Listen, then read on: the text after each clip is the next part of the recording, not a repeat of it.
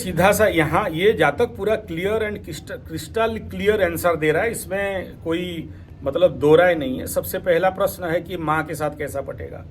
मैं जितने भी कुंडली में लग्न से तृतीय स्थान में माता का कारक ग्रह चंद्रमा को देखा हूं, थर्ड हाउस मून, 90% केस में देखा गया है कि मां के साथ इनका बहुत बढ़िया अच्छा संबंध कभी होता नहीं। ठीक है, बाप अगर व्यय स्थान में बैठा 12th हाउस में, तो बाप ही जिंदगी में इसका नुकसान का कारक होता है। ऐसा बाप अगर आप देखोगे नीचस्थ अवस्था में बैठा, सुन लो पहला मेरा बात ध्यान देके, बाप का कारक ग्रह सूर्य किस कंडीशन में बैठा? नीच अवस्था में।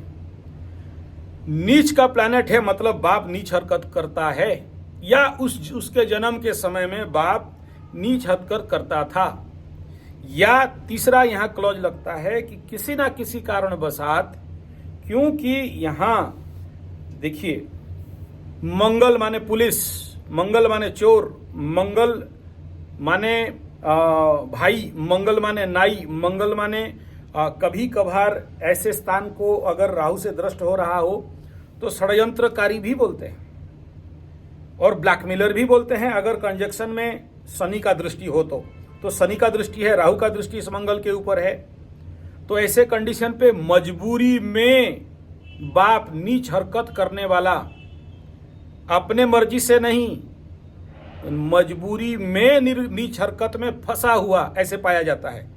यानी इसका, इस बेटा का कुंडली से उसका बाप का हालत को देखेंगे तो क्या बोलेंगे?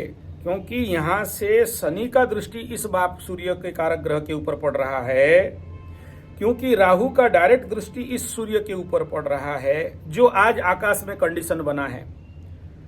आज के डेट में मतलब 15 तारीख के बाद इसी सूर्य के ऊपर वृश्चिक राशि में शनि का दृष्टि पड़ेगा और राहु का दृष्टि में सूर्य को गोचर करना पड़ेगा, जो इसी कुंडली में है। तो क्या है, यहां पर सूर्य माने पिता, सूर्य माने राजा, सूर्य माने सकल शक्ति का आधार, निचस्थ अवस्था में मजबूरी से ऐसे संतान का उत्पन्न। ठीक है, मजबूरी से, खुशी से नहीं है।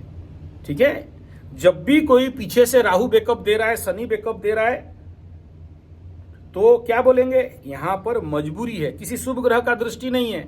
शुभ ग्रह का दृष्टि होता तो बोलेंगे कि अपने मर्जी से, मजा से, मस्ती से, या शुक्र का यहां रिलेशन बनता तो बोलते हैं कि यार चलो, इसको बहुत ज्यादा खुजली हुआ था, बहुत ज्यादा सुलसुला रहा था, इसका कामना वासना बहुत था, इसलिए जाके वो नौटंकी कर लिया।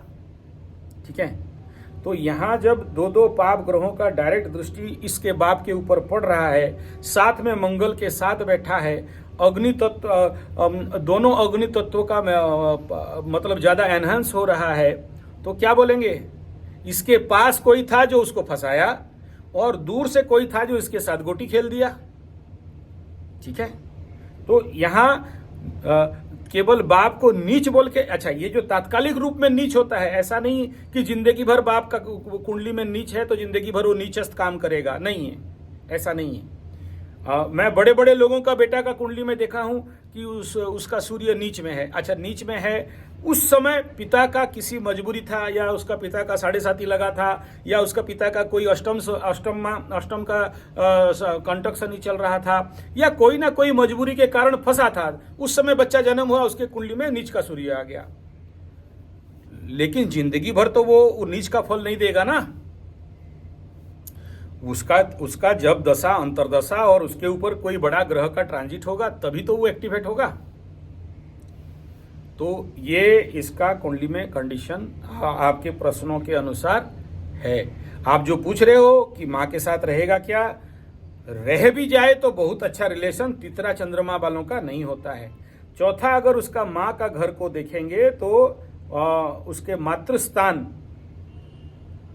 वो यहाँ पर आके वो खुद 4th हाउस, लॉर्ड इन 3rd हाउस, और 3rd हाउस में कोई भी प्लैनेट जाता है तो बहुत बढ़िया कभी भी नहीं कहा जा सकता है। इट इज बिलोंग्स टू काम त्रिकोण। ठीक है, तो यहाँ पर पड़ोसी का भी इन्वॉल्व होने का विषय रहता है। ठीक है, अच्छा, पड़ोसी मतलब पड़ोसी, पड़ोसी मतलब और क्या हो गया? पड़ोसी का इन्वॉल्वमेंट, इन्वॉल्वमेंट माने क्या हो गया? उसका इन्वॉल्वमेंट रहेगा ना। थर्ड हाउस इज मित्र, बंधु, पड़ोसी और निकट स्थान, यात्रा और इसको कम्युनिकेशन, ठीक है। तो अगर fourth Lord in third house